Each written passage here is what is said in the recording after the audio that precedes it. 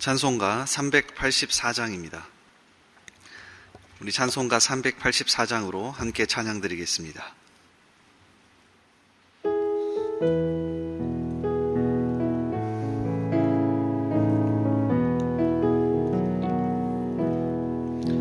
나의 갈 길 다가도록 예수 인도하시니 내 주 안에 있는 긍휼 어찌 의심하리요. 믿음으로 사는 자는 하늘 위로 받겠네. 무슨 일을 만나든지 만사 형통하리라.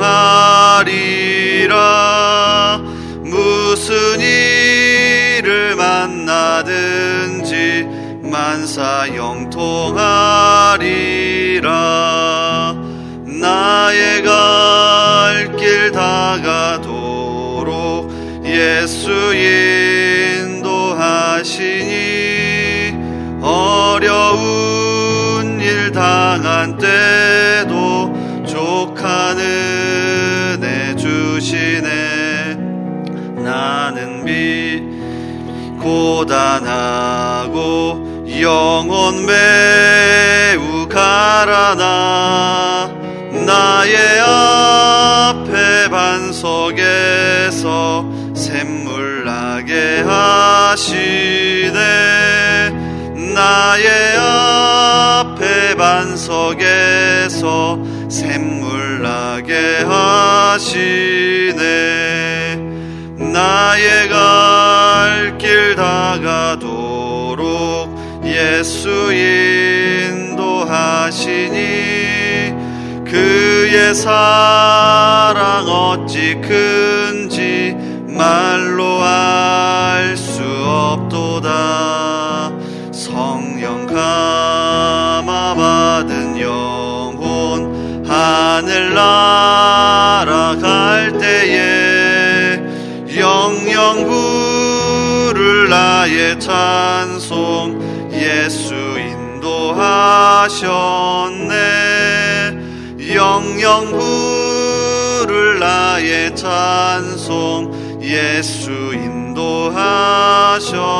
인도하셨네. 아멘. 아멘. 기도하겠습니다. 자비로우신 주님, 또 생명이신 주님, 오늘도 우리에게 심장이 뛰게 하시며 생명을 허락하시니 감사합니다. 특별히 또한 새벽부터 사모하는 마음으로 이 자리에 나왔으니 이 시간 말씀 들을 때에 하나님의 음성을 듣게 하시고 이 시간 기도할 때에 하늘 문이 열리게 하옵소서. 그래서 이 새벽부터 은혜 충만한 가운데 우리에게 맡겨주신 하루를 믿음으로 승리하게 하옵소서. 주님, 우리 대한민국을 위해 기도합니다. 불쌍히 여겨 주옵소서. 연말연시입니다. 주님의 따뜻한 사랑이 온 나라에 전해지게 하시고 어려운 시기이지만 더 용기를 내고 지혜를 내어 극복하게 하옵소서. 주님, 우리 교회도 불쌍히 여겨 주시길 원합니다. 우리 성도들 믿음 잃어버리지 않게 하시고 자신의 삶의 자리에서 어떻게든 주님을 붙잡게 하옵소서. 매일 찬양과 기도의 말씀을 멀리하지 않게 하시고 그 속에서 경건의 삶을 살아가게 하옵소서. 또한 모든 예배의 강단의 말씀을 통해서 우리 성도들이 회복되게 하옵소서. 오늘 또 우리 성도들의 삶을 붙잡아 주시고 모든 직장과 가정과 학교의 삶의 모든 터전이 살아나게 하옵소서. 우리의 기도를 들으시고 오늘도 함께 하시는 예수님의 이름으로 기도하옵나이다. 아멘. 오늘 하나님께서 우리에게 주시는 말씀은 신약성경 야고보서 3장입니다. 야고보서 3장 1절에서 12절까지의 말씀입니다.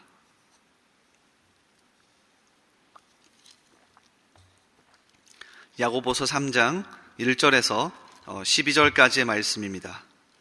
우리 한 절씩 교독하겠습니다.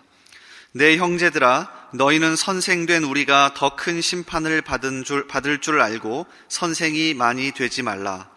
우리가 다 실수가 많으니 만일 말에 실수가 없는 자라면 곧 온전한 사람이라 능히 온 몸도 굴레 씌우리라. 우리가 말들의 입에 재갈 물리는 것은 우리에게 순종하게 하려고 그 온 몸을 제어하는 것이라. 또 배를 보라. 그렇게 크고 광풍에 밀려가는 것들을 지극히 작은 키로서 사공의 뜻대로 운행하나니, 이와 같이 혀도 작은 지체로되 큰 것을 자랑하도다. 보라, 얼마나 작은 불이 얼마나 많은 나무를 태우는가. 혀는 곧 불이요 불의의 세계라. 혀는 우리 지체 중에서 온몸을 더럽히고 삶의 수레바퀴를 불사르나니 그 사르는 것이 지옥불에서 나느니라. 여러 종류의 짐승과 새와 벌레와 바다의 생물은 다 사람이 길들일 수 있고 길들여 왔거니와, 혀는 능히 길들일 사람이 없나니 쉬지 아니하는 악이요 죽이는 독이 가득한 것이라. 이것으로 우리가 주 아버지를 찬송하고 또 이것으로 하나님의 형상대로 지음을 받는 사람을 저주하나니, 한 입에서 찬송과 저주가 나오는도다. 이것이 마땅하지 아니하니라. 샘이 한 구멍으로 어찌 단물과 쓴물을 내겠느냐. 내 형제들아, 어찌 무화과 나무가 감람 열매를, 포도나무가 무화과를 맺겠느냐. 이와 같이 짠 물이 단물을 내지 못하느니라. 아멘. 오늘도 이 새벽을 깨워서 이 자리에 나오신 여러분을 진심으로 환영합니다. 이 시간 강력한 하나님의 말씀의 은혜와 또 기도하실 때 기도 응답의 역사가 있기를 주님의 이름으로 축복합니다. 방금 함께 읽은 야고보서 3장의 말씀을 통해서요, 말의 힘이라는 제목으로 같이 말씀 나누겠습니다. 오늘 함께 읽은 말씀은 사실 야고보서 1장의 연장선에 있습니다. 야고보서 1장 제일 뒷부분에 보면 2장부터 소개할 내용이 요약되어서 설명하고 있는데요, 1장 26절 이후에 보면 하나님을 믿는 사람이 자신의 실제 삶에서 경건의 모습을 어떻게 보이는지 크게 세 가지로 설명을 합니다. 누구든지 스스로 경건하다 생각하며 자기 혀를 재갈 물리지 아니하고 자기 마음을 속이면 이 사람의 경건은 헛것이라. 하나님 아버지 앞에서 정결하고 더러움이 없는 경건은 곧 고아와 과부를 그 환난 중에 돌보고 또 자기를 지켜 새 속에 물들지 아니하는 그것이니라. 자, 크게 세 가지를 소개했죠. 첫 번째는 자기 혀와 말을 제어하는 것이고요. 두 번째는 고아와 과부, 그러니까 정말로 절실하게 도움이 필요한 사람에게 실제적인 도움을 주는 삶을 말하고요. 마지막 세 번째는 자기를 지켜서 새 속에 물들지 않도록 애쓰는 사람입니다. 그리고 야고보서 2장부터 이 세 가지의 모습을 조금 더 자세하게 설명을 합니다. 그리고 오늘 우리가 읽은 3장은 바로 첫 번째, 자기의 혀와 말을 제어하는 것과 관련되어 있습니다. 자기의 혀와 말을 제어하는 게 경건의 삶과 연결된다는 거죠. 그리고 조금 더 자세하게 오늘 말씀은 두 가지 방향에서 이 말과 혀를 설명하는데요. 첫 번째는 잘 제어했을 때의 유익, 그리고 반대로 두 번째는 이것을 제어하지 못했을 때의 위험성에 대해서 소개를 합니다. 그래서 각각 한 가지씩 살펴보면서 이 시간 특별히 하나님, 우리의 말과 혀를 붙잡아 주십시오 라고 간절하게 기도할 수 있는 시간이 되기를 바랍니다. 자, 첫 번째는 혀와 말을 잘 제어했을 때의 유익입니다. 2절 말씀을 한번 보시겠습니다. 2절에서 혀와 말을 잘 제어하는 사람, 또 이렇게 제어했을 때의 유익을 아주 간단하게 이렇게 설명합니다. 우리가 다 실수가 많으니 만일 말에 실수가 없는 자라면 곧 온전한 사람이라 능히 온 몸도 굴레 씌우리라. 혀와 말을 제어하는 사람은 그냥 단순하게 실수가 없거나 말을 잘하는 사람, 이 정도가 아니라 온전한 사람과 연결되어 있답니다. 야고보서에서 온전한 사람은 성숙한 사람, 주님을 닮은 사람을 의미합니다. 그러니까 혀와 말을 잘 제어하는 건 결국에 내 몸과 영혼을 잘 제어해서 영적인 성숙으로 가는 열쇠이자 훈련의 수단이랍니다. 그러니까 만약에 여러분이 영적인 성숙, 그리고 더 주님을 닮아가는 데 관심이 많으신 분이라면 다른 것보다 내 혀와 말을 어떻게 하면 더 잘 제어할 수 있을까에 온 힘을 기울이셔야 합니다. 오늘 야고보서에서는 다른 것 아니라 여러분이 정말 온전한 사람이 되고 싶다면 다른 것보다 여러분이 가지고 있는 가장 큰 힘 하나가 있는데 그 혀와 말을 제어하십시오. 다른 것보다 더 먼저 혀와 말을 돌아보십시오 라고 이야기하는 겁니다. 자, 그러면서 3절에서 몇 가지 비유를 이야기하죠. 열심히 달리는 강력한 힘을 가진 말이 있는데 그 말도 아주 작은 재갈을 입에 물려서 그 힘을 제어합니다. 큰 배가 있습니다. 근데 그 큰 배도 아주 작은 키 하나로 제어합니다. 그런 것처럼 여러분의 몸과 영혼도 엄청나게 크지만 그 혀와 말을 제어할 수만 있다면 영적인 성숙으로 갈 수 있는 큰 힘을 가지고 있습니다 라고 강력하게 우리에게 이야기하는 겁니다. 실제로 우리에게 삶의 교훈을 주는 잠언 말씀을 보더라도 말과 관련된 게 대다수입니다. 잠언 말씀을 좀 찾아봤더니 대다수 우리 삶에서 말을 조심하는 것과 관련되어 있습니다. 의인의 입은 생명의 샘이다. 유순한 대답은 분노를 쉬게 한다. 선한 말은 꿀송이 같아서 마음에 달고 뼈에 양약이 된다. 온통 말과 혀를 제어하고 훈련하고 연습하는 것과 관련되어 있습니다. 그러니까 여러분 정말로 영적인 성숙에 관심이 많다면 오늘부터라도 내 혀와 말을 돌아보십시오. 아침부터 저녁까지 내가 무슨 말을 했는지 적어보십시오. 얼마나 많은 말을 했는지 적어보십시오. 그러면 내가 어떤 사람인지 아실 수 있을 겁니다. 자, 그런가 하면 반면에 두 번째로 혀와 말을 제어하지 못했을 때의 위험성에 대해서도 오늘 야고보서 3장 말씀은 아주 강력하게 이야기합니다. 일단 6절 말씀을 보시면 이렇게 설명합니다. 혀는 곧 불이요 불의의 세계라. 혀는 우리 지체 중에서 온 몸을 더럽히고 삶의 수레바퀴를 불사르나니 그 사르는 것이 지옥 불에서 나느니라. 얼마나 무서운 표현입니까? 제어하지 못한 혀와 말은 지옥 불과 같답니다. 사람을 죽인답니다. 온 몸을 더럽힌답니다.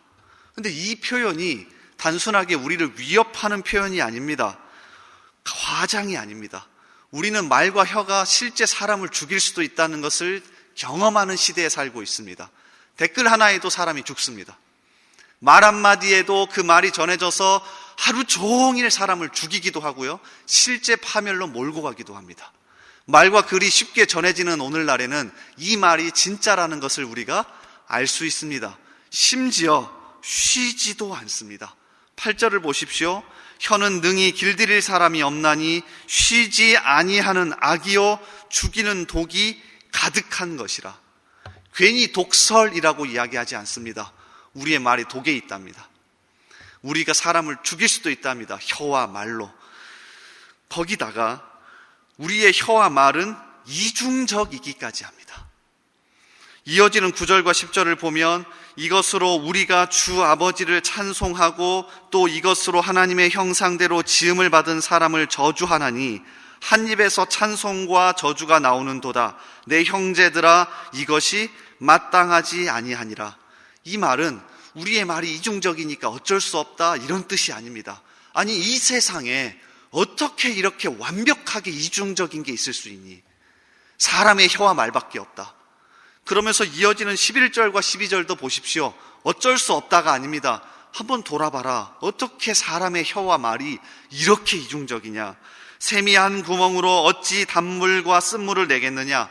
내 형제들아 어찌 무화과 나무가 감람 열매를 포도나무가 무화과를 맺겠느냐? 이와 같이 짠물이 단물을 내지 못하느니라. 심지어 식물도 그 똑같은 열매만 내는데 사람의 혀와 말은 왜 항상 이중적이냐는 겁니다. 우리 너무 쉽게 경험하지 않습니까? 아니, 이 사람은 왜 이렇게 이중적이지? 혀와 말이 왜 이렇게 다르지? 너무나도 쉽게 경험하는 겁니다. 이 혀와 말을 제어하지 못했을 때는요, 이렇게 이중적이고요, 이렇게 사람을 죽이고요, 쉬지 않고요, 독을 뿜어낸답니다. 그런데 오늘 말씀의 결론은 우리를 더 암울하게 합니다. 분명히 혀와 말을 제어했을 때는 경건의 수단이고요, 우리의 영적인 성숙을 추구할 수 있는 열쇠인데, 자, 7절 그리고 8절을 보십시오. 이게 결론입니다. 야고보서 말씀이 어려운 이유는 앞뒤가 많이 섞여 있습니다. 7, 8절이 결론입니다. 잘 보십시오. 여러 종류의 짐승과 새와 벌레와 바다의 생물은 다 사람이 길들일 수 있고 길들여 왔거니와 8절 뭐라고 합니까? 혀는 능히 길들일 사람이 없나니. 혀는 능히 길들일 사람이 없나니. 이게 결론입니다.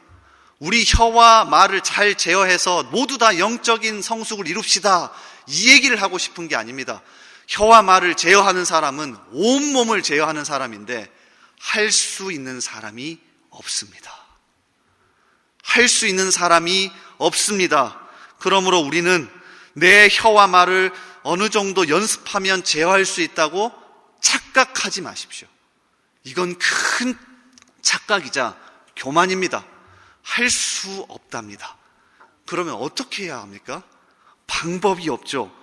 방법이 없습니다. 그저 하나님께 겸손하게 오늘 또 우리의 혀와 말을 맡길 수밖에 없습니다. 아침에 일어나자마자 하나님께 맡길 수밖에 없습니다. 하나님, 제 혀는요 제어할 수가 없습니다.